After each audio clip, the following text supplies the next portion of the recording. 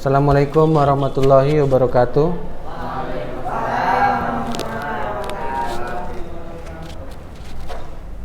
Apa namanya?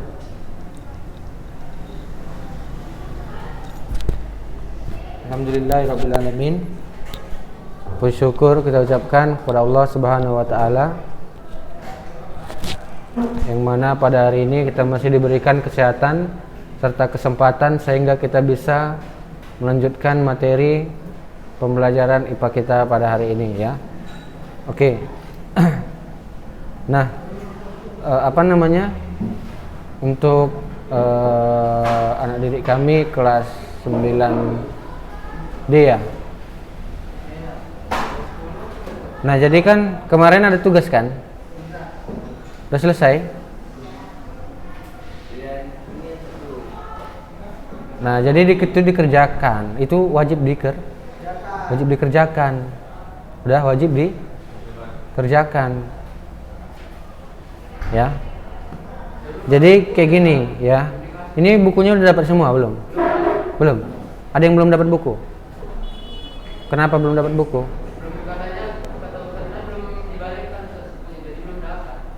Maksudnya belum dibalikkan?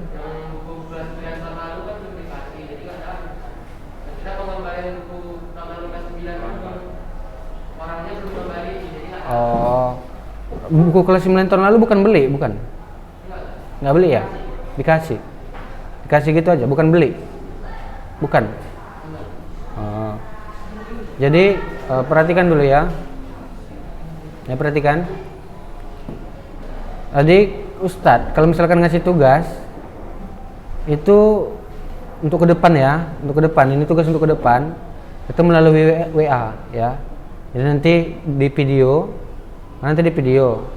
Makanya di videonya itu ditonton ya. Ini kan karena kemarin apa? Jadi nanti untuk kedepannya itu Ustadz kasih tugasnya lewat WA atau lewat WA.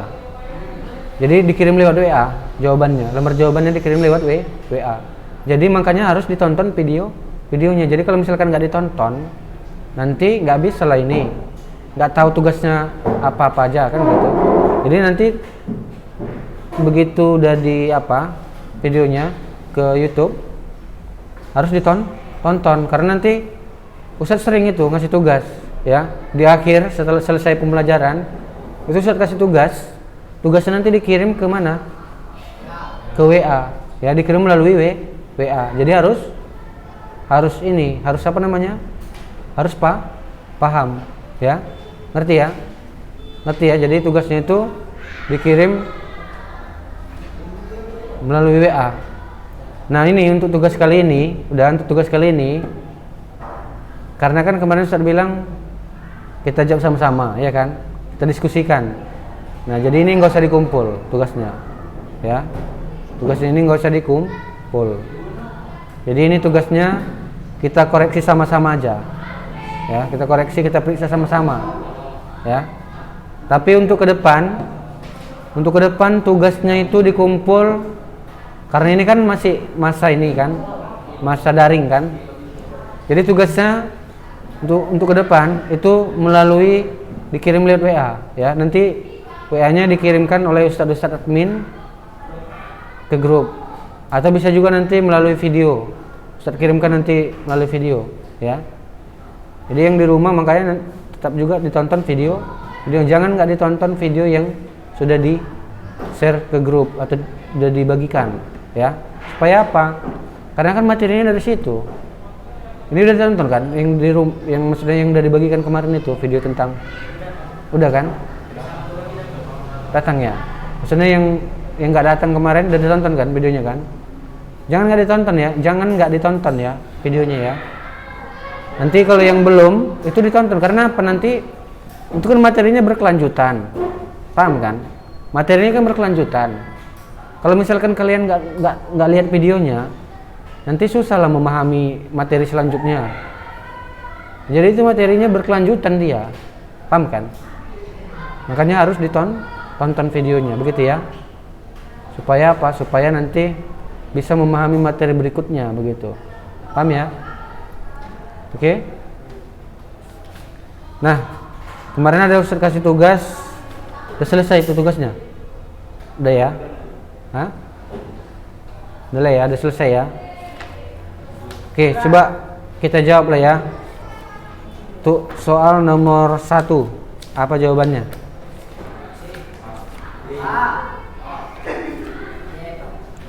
Nah, nomor 1 itu jawabannya adalah C. Jawabannya bukan C ya, D ya. Bagian testis yang berperan dalam produksi sperma dan hormon testosteron disebut? Jawabannya adalah D ya. Jawabannya adalah tubulus seminiferus. Oke. Kemudian nomor 2. Pasangan antara bagian alat reproduksi laki-laki dan fungsinya berikut ini yang benar adalah? Apa jawabannya? Jawabannya adalah A ya. Skrotum berfungsi sebagai pembungkus testis ya. Jawabannya adalah A. Oke. Nomor 3. Pernyataan yang benar terkait dengan jumlah kromosom spermatogonium dan spermatozoa adalah? Jawabannya adalah apa? Jawabannya adalah A ya. Spermatogonium bersifat diploid, spermatozoa bersifat apa? Haploid ya. Nomor 4. Ovarium adalah tempat terjadinya apa? Pematangan ovum ya. Jadi ovarium itu merupakan tempat terjadinya pematangan ovum. Nomor 5. Pernyataan yang benar mengenai oogenesis adalah? Nah, jawaban yang benar adalah B ya. Hasil akhir oogenesis adalah 1 ovum dan 3 badan polar ya. Jadi hasil akhir oogenesis adalah 1 ovum dan 3 badan polar. Nomor 6. Pada tahap oogenesis pada bayi perempuan yang baru lahir telah sampai pada fase? Jawabannya adalah C ya, oosit primer. Nomor 7. Hormon yang memicu berkembangnya folikel dan penebalan dinding rahim secara berturut-turut adalah? Jawabannya adalah C, FSH dan progesteron. Jawabannya adalah C ya. Hormon yang memicu berkembangnya folikel dan penebalan dinding rahim secara berturut-turut adalah C, FSH dan progesteron. Kemudian nomor 8. Berikut ini yang langsung terbentuk setelah proses fertilisasi adalah? Zigot ya, jawabannya adalah zigot. Jadi begitu sperma dan ovum terbentuk, maka ketika sperma dan ovum bertemu ya, maka terbentuk apa? Zigot ya. Kemudian yang nomor 9. Proses meluruhnya sel-sel epitel yang menyusun dinding rahim disebut? Nah, ini jawabannya menstruasi ya. Kemarin salah Ustaz ya. Jawabannya bukan implantasi ya, tapi jawabannya adalah menstruasi ya. Proses peluruhan sel-sel atau ovum yang melekat di dinding rahim itu disebut dengan menstruasi, D ya. Jadi jawabannya bukan implantasi ya. Nomor 9 jawabannya adalah menstruasi. Nomor 10. Perhatikan ciri penyakit berikut ini disebabkan oleh apa? Jawabannya adalah A, sifilis. Ya, sifilis. Jawaban nomor 10 adalah A, sifilis.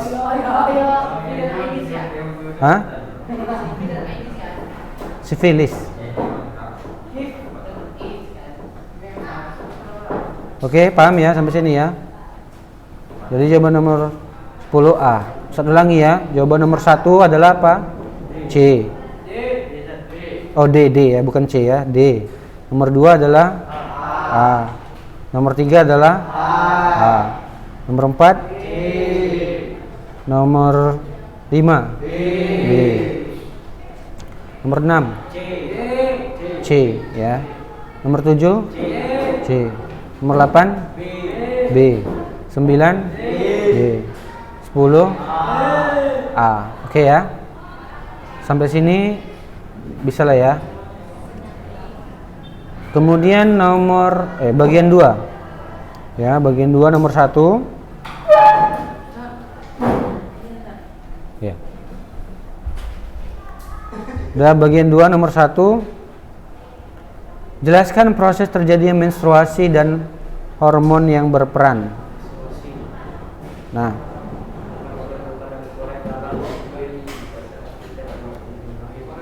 oke ya, dan di bukunya juga ada itu ya penjelasannya ya. Ada kan? Jadi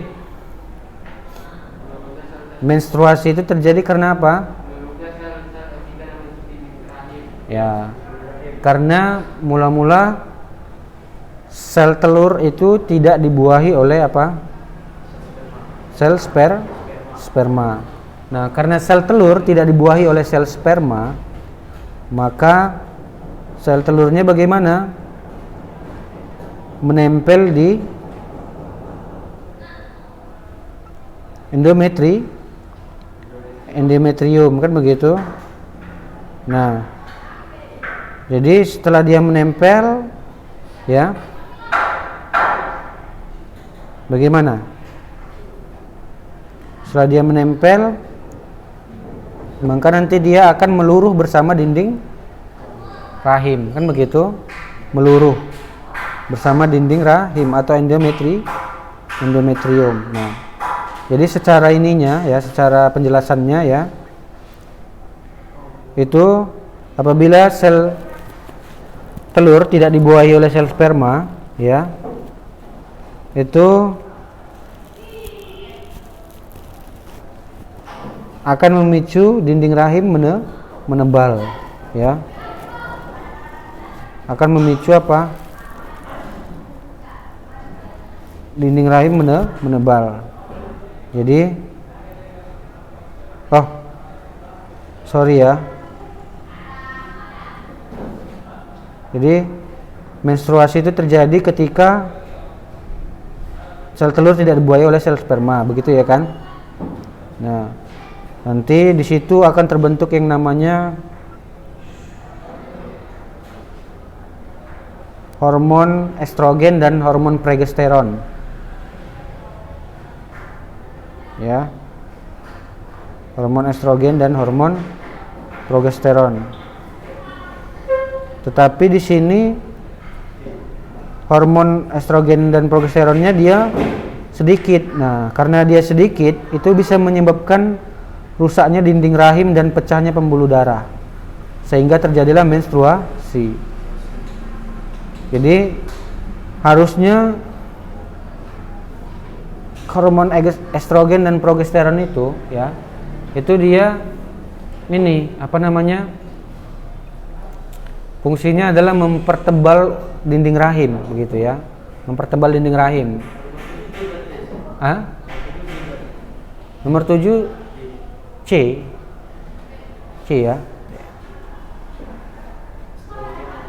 Hormon yang memicu berkembangnya folikel dan penebalan. Ini maksudnya yang berkembangnya folikel. Berkembangnya folikel itu FSA, penebalan dinding rahim secara berturut-turut adalah progesteron gitu ya. Jadi kalau penebalan dinding rahim itu dia estrogen sama progesteron. Tapi kalau berkembangnya folikel adalah FSH gitu ya. Nah, jadi itu dia ya. Karena hormon estrogen dan progesteronnya sedikit diproduksi, maka nanti bisa menyebabkan apa? Pecahnya pembuluh darah, sehingga menyebabkan menstruasi pada dinding rahim ya. Kemudian nomor 2, nanti itu ada di bukunya ya. Coba nanti dilihat di bukunya ya, ada di bagian belakang kan. Jadi yang hormon yang berperan itu adalah hormon estrogen dan progesteron. Ya, itu jawabannya nomor 1. Kemudian nomor 2, rahim berfungsi sebagai apa? Ya, rahim itu perkembangan apa? Janin, ya. Bisa juga fungsi rahim melindungi bayi yang tumbuh, ya kan? Tempat tumbuhnya embrio bisa juga. Nah, nomor 3. Apa jawaban nomor 3? Cara penularan HIV atau AIDS. Jelaskan cara pencegahan agar tidak tertular HIV atau AIDS. hidup yang tidak baik. Ya. Jalan bebas dan menggunakan jalan yang Ya. Jadi HIV itu menular karena pergaulan bebas. Kemudian hubungan seksual di luar nikah akan menyebabkan tertularnya penyakit HIV ataupun AIDS, ya. Nah, jadi cara penularannya bagaimana kan begitu? Cara penularannya itu bisa tadi hubungan seksual di luar nikah.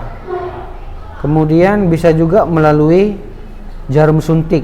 Nah, jarum suntik itu kalau misalkan kita gunakan itu harus sekali pakai. Supaya apa? Supaya tidak darahnya itu tidak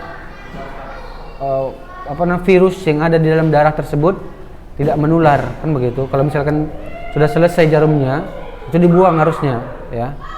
Supaya apa? Supaya nanti tidak tertular, begitu ya. Paham ya?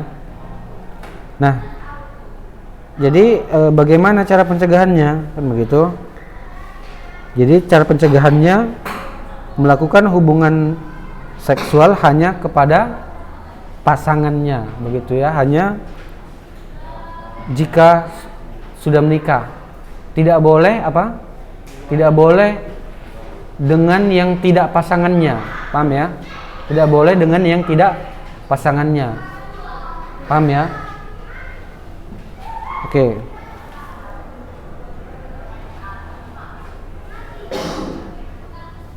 Jadi tidak boleh dengan yang tidak pasangannya.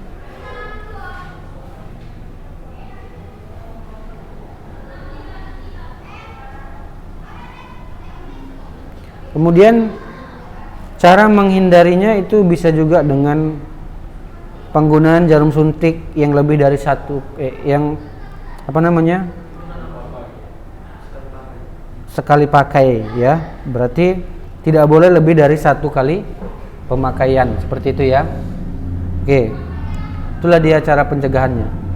Oke, nomor 4, lengkapilah skema spermatogenesis berikut. Nah, proses spermatogenesis itu apa? Proses pembentukan sperma, ya. Nah, itu ada di halaman 21. Coba lihat di bukunya, ada halaman 21. Oh iya, bukan halaman 21 ya. Halaman 14 ya. Halaman 14 itu ada proses, ya, spermatogenesis di situ ya. Nah, yang nomor 1 yang pertama itu apa? Spermatogonium. Yang kedua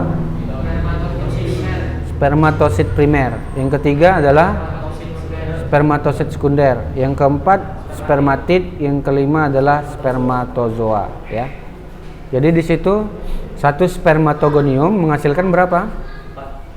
4 spermatozoa, ya. Di gambarnya ini, ya, satu spermatogonium menghasilkan 4 spermatozoa, ya. Oke, bisa ya, diisi ya. Atau yang belum ditulis, tulis ya. Kalau yang sudah ditulis dikoreksi ya. Jawaban nomor 4 itu adalah di halaman 14. Di halaman 14 gambarnya itu ya. Oke, nomor 5. Nomor 5 ya. Saat ovum mengalami pembuahan, zigot yang dihasilkan akan berkembang dan menempel pada dinding endometrium yang sudah menebal. Oleh karena itu, ketebalan dinding endometrium harus dipertahankan secara kehamilan. Jelaskan mekanisme hormonal untuk mempertebal dan mempertahankan ketebalan dinding endometrium. Nah, jadi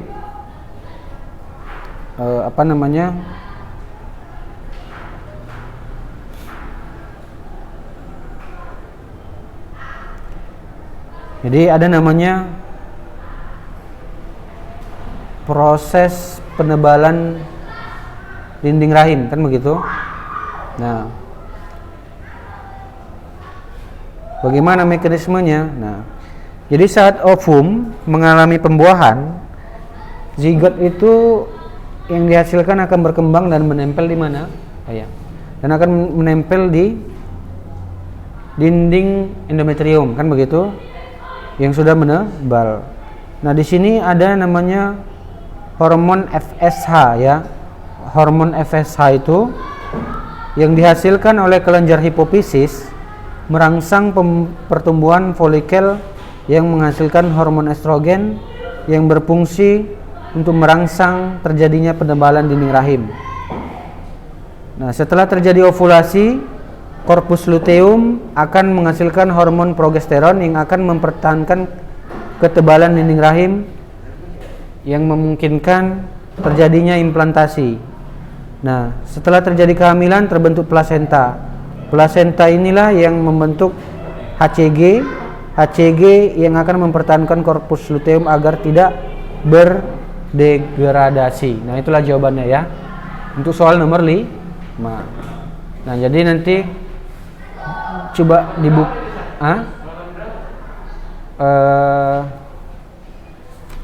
untuk penebalan dinding rahim ya. Coba itu ada di halaman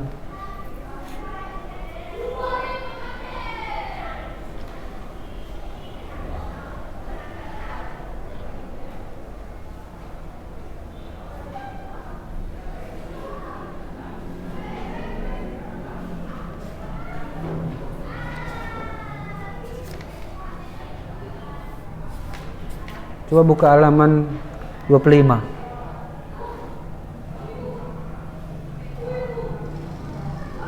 Halaman 25 coba buka. Oh bukan ya, bukan 25. Halaman 23. Ya. Halaman 23. Itu ada di situ hormon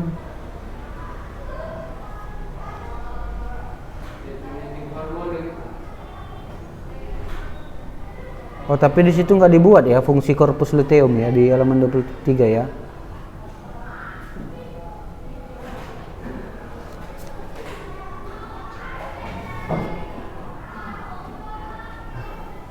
Nanti coba cari dari ini aja lah.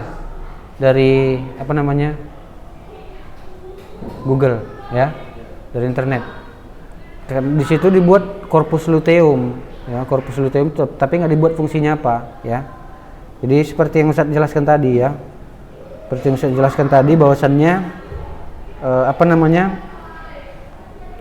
penebalan dinding rahim itu dia karena adanya hormon estrogen ya, hormon estrogen. Nah, itulah yang yang menyebabkan penebalan dinding rahim. Nah, itu dihasilkan oleh apa? Dihasilkan oleh hormon FSH. FSH itu adalah follicle stimulating hormone. Nah. Kemudian di sini setelah terjadi proses ovulasi itu korpus luteum akan menghasilkan hormon progesteron.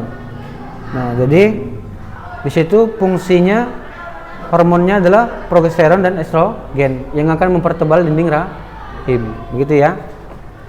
Oke, itu aja lah ya untuk jawaban soal-soalnya. Nah, jadi yang belum lengkap dilengkapi ya jawabannya. Jadi ini nggak kita kumpul, nggak usah dikumpul ya. Ini diperiksa sama-sama aja ya. Nah, jadi untuk untuk sistem reproduksi pada manusia saya rasa udah bisa lah ya, paham lah ya. Udah bisa dimengerti ya. Nanti yang belum mengerti tonton lagi video-video yang sebelumnya. Ada video-video Ustaz yang belum ditonton mengenai materi ini, sistem reproduksi, ditonton lagi ya. Nah, kemudian sekarang kita akan masuk ke bab 2, buka bukunya bab 2. Oke. Sistem perkembangan tumbuhan dan hewan. Oke. Nah, sistem perkembangbiakan pada tumbuhan dan hewan ya. Oke, sudah. Sekarang saya tanya, tumbuhan itu secara garis besar dibagi menjadi berapa? Coba lihat di bukunya ya, halaman 53 ya, perkembangbiakan pada tumbuhan. Nah sekarang kita masuk ya, yang pertama itu adalah perkembangbiakan pada tumbuhan. Itu dibagi menjadi berapa? Perkembangbiakan pada ini, perkembangbiakan pada tumbuhan secara garis besar 3 ya. Apa aja itu?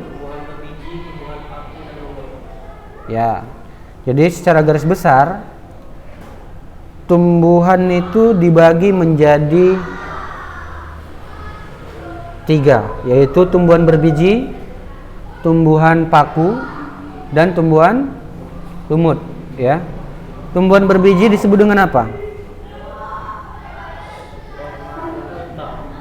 Hah? Spermatopita, begitu ya. Kemudian itu bahasa Latinnya ya. Kemudian tumbuhan paku apa ininya? Pteridopita ya, Pteridopita. Kemudian tumbuhan lumut. Hah?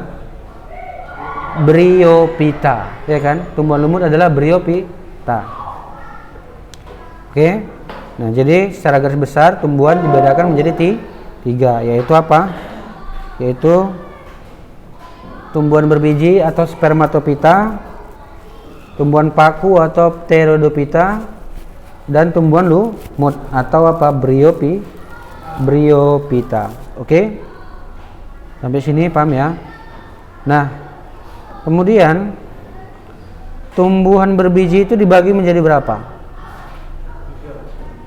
Tumbuhan berbiji dibagi menjadi 2 ya. Tumbuhan berbiji menjadi 2. Apa aja? Tumbuhan biji terbuka dan tumbuhan biji tertutup ya. Tumbuhan biji terbuka disebut dengan apa? Gymnospermae. Tumbuhan biji tertutup disebut dengan apa? Angiospermae ya. Jadi tumbuhan biji tertutup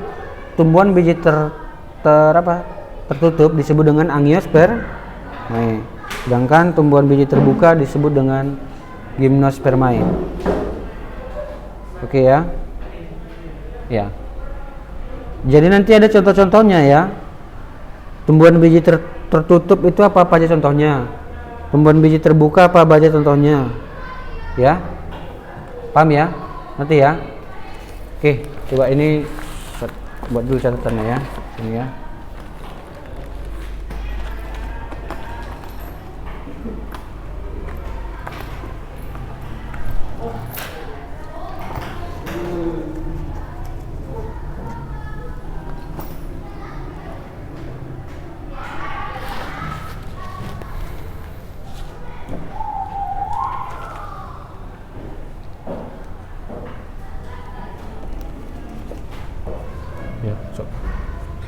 Jadi tadi apa?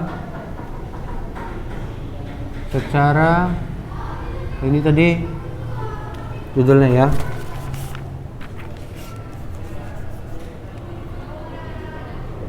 Sistem dicatat ya.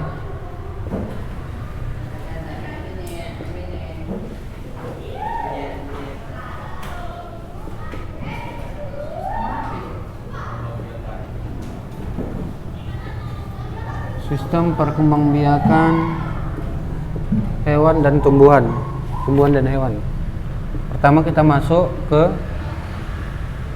sistem perkembangbiakan pada tumbuhan. Ya, nih.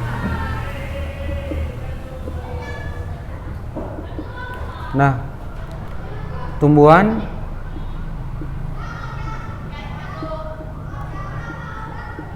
secara garis besar ya,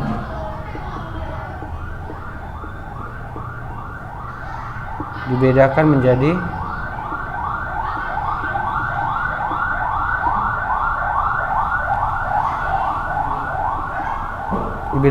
apa? Yang pertama ada namanya spermatopita. Ada namanya spermatopita. Ini apa artinya? Tumbuhan berbiji ya. Ini artinya adalah tumbuhan Waalaikumsalam. Tumbuhan berbiji. Kemudian ada namanya, yang kedua ada namanya tumbuhan paku ya. Tumbuhan paku. Nah, tumbuhan paku ini disebut dengan apa? Pteridophyta. Pteridophyta.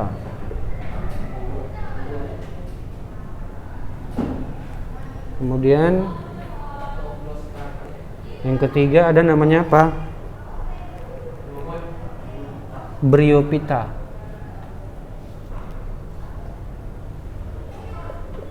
Nah, ini disebut dengan apa? Tumbuhan apa? Ini disebut dengan tumbuhan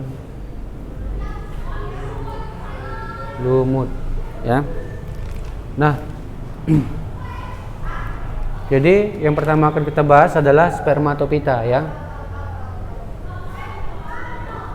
Spermatophyta.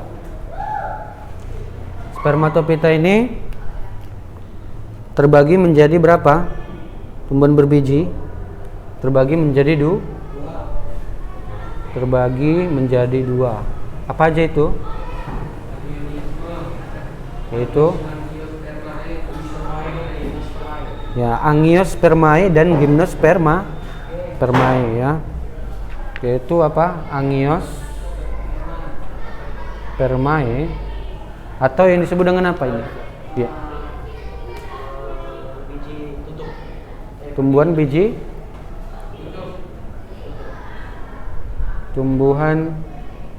tertutup ya. Nih. Kemudian ada namanya apa? Gymnospermae.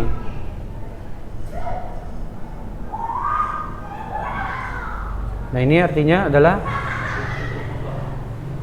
tumbuhan biji terbuka ya. Nah, tumbuhan biji terbuka. Oke. Nah, udah tumbuhan biji terbuka ya. Nah, jadi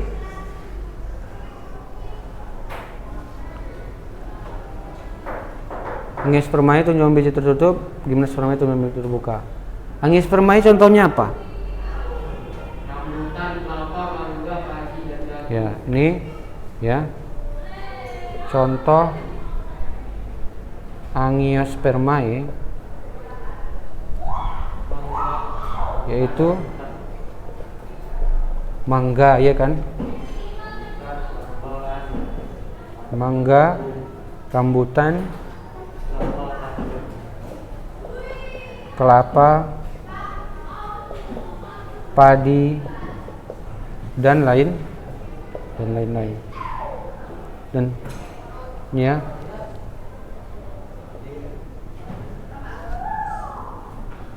jadi nggak usah buat dan lain-lain ya, karena nanti ada yang tidak termasuk ke dalam Angiospermae ya. Jadi Angiospermae itu dia yang bijinya di dalam dilapisi oleh apa? Daging buah. Jadi yang dilapisi oleh daging buah. Jadi kan kita lihat rambutan itu kan bijinya kan di dalam. Dia dilapisi oleh daging buah. Berarti disebut dengan apa? Angiospermae. Karena tumbuhan bijinya itu di dalam daging buah. Berbeda nanti dengan Gymnospermae. Kalau Gymnospermae dia bijinya itu di luar. Nah, itu dia. Bijinya nanti di luar, begitu ya.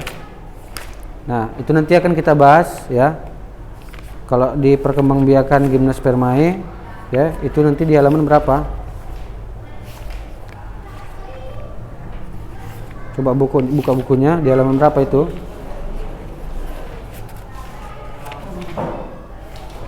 Ada di halaman berapa?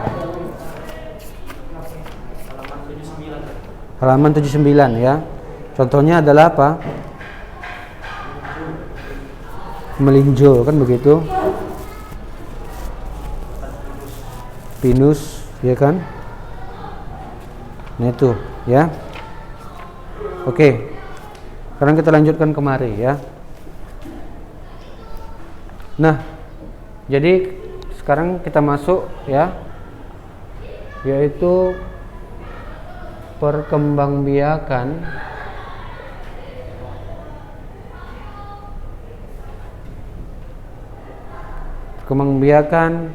tumbuhan Angiospermae.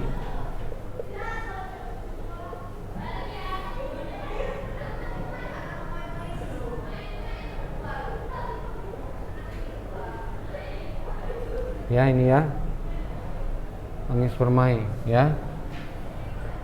Nah, contohnya apa tadi?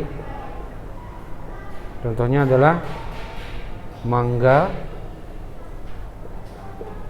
rambutan kan gitu. Terus kelapa kan gitu. Padi. Ya ini contohnya. Nah, perkembangbiakan Angiospermae ya, itu terbagi menjadi dua ya, ada yang secara vegetatif dan ada yang secara apa, generatif. Nah, pengertian vegetatif apa, coba lihat di bukunya, apa pengertian vegetatif, coba lihat di bukunya, pengertian vegetatif itu apa?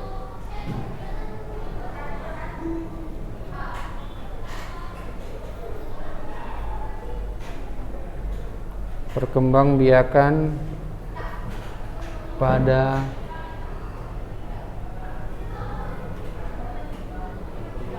Angiospermae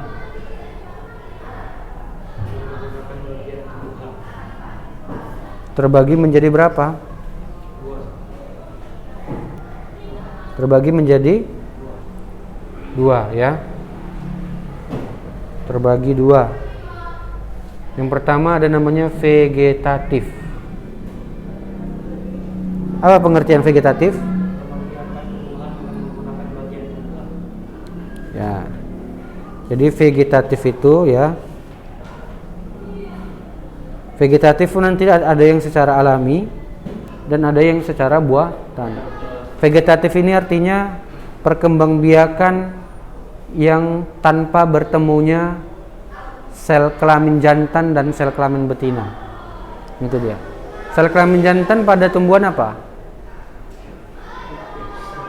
Putik. Ya, putik.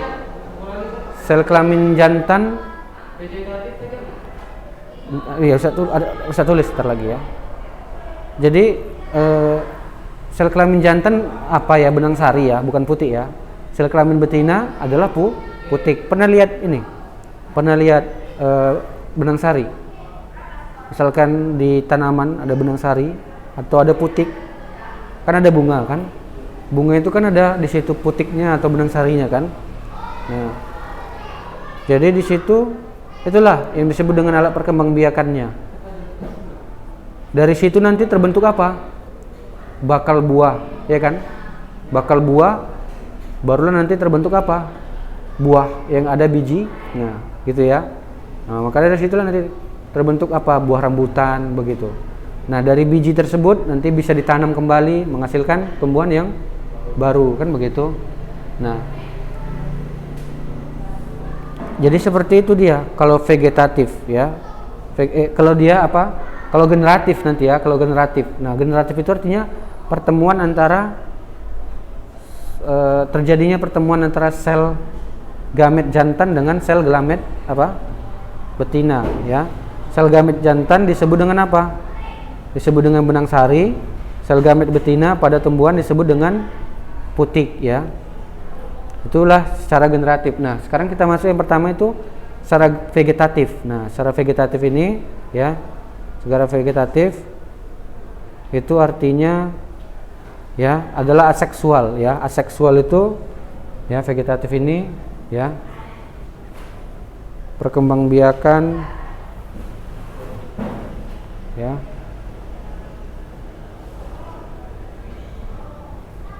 Perkembangbiakan secara aseksual ya. Aseksual ya.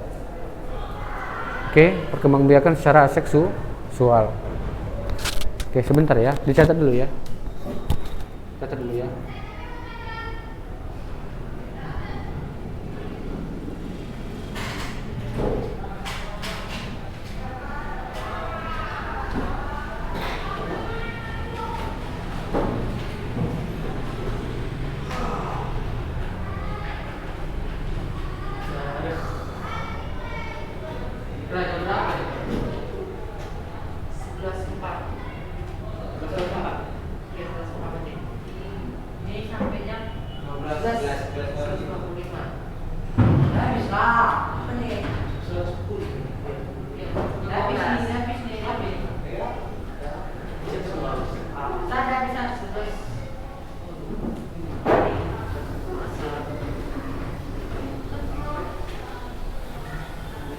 Oke ya, nah vegetatif artinya perkembangan secara seksual.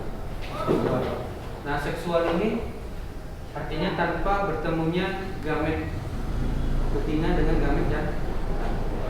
Berarti aseksual tadi apa pengertiannya? Tanpa melalui proses apa? Perkawinan. Ya, tanpa melalui proses perkawinan. Oke, paham ya? Tanpa mengalami proses perkawinan. Nah, inilah yang disebut dengan vegetatif, membiarkan secara seksual tanpa melalui proses perkawinan. Nah, ada juga yang namanya Ada juga yang namanya seksual atau generatif. Udah selesai ini dicatat. Udah siap.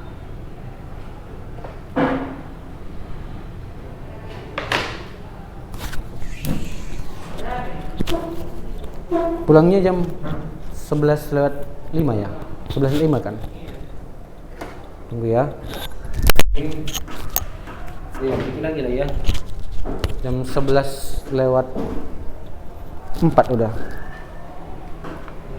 Udah siap dicatat itu? Yang ini udah?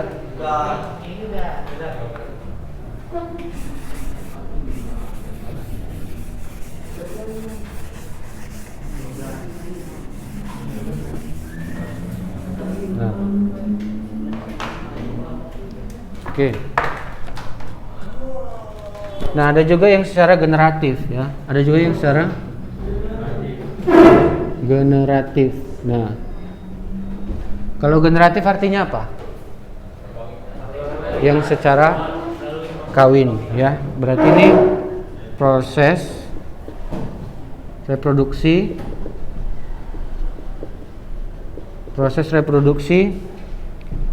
bertemunya antara apa? Sel gamet jantan dengan gamet betina. Nah, proses reproduksi yang bertemunya apa? Gamet jantan dan gamet betina. Gamet jantan tadi apa? Gamet jantan tadi benang sari, sedangkan gamet betina adalah putih, itu ya. Itulah dia yang disebut dengan perkembangbiakan secara generatif. Oke ya. Itu paham ya? Nah, jadi kenapa mereka bisa ketemu? Misalkan gamet jantan bertemu dengan gamet betina. Misalkan serbuk sari bertemu kepala putih, itu disebabkan kenapa? Itu disebabkan adanya penyerbukan. Tahu penyerbukan? Penyerbukan itu bisa dilakukan oleh hewan. Ya kan, misalkan dia hinggap ke satu bunga, kemudian dia pindah lagi ke bunga yang lain. Nah, itu bisa menyebabkan perpindahnya benang sari ke kepala putih. Atau bisa juga melalui angin. Nah, itu nanti akan kita bahas ya. Jadi angin, karena ada angin nanti pindah benang sari ke kepala putih gitu. Nah, jadi penyerbukan ini juga nanti ada berbagai jenis. Ada yang dia penyerbukan sendiri ya dan sebagainya gitu ya. Nanti akan kita bahas di pertemuan berikutnya. Oke, ini udah selesai. Gila ya. Oke, karena waktunya udah habis. Kita lanjut di pertemuan berikutnya. Assalamualaikum warahmatullahi wabarakatuh.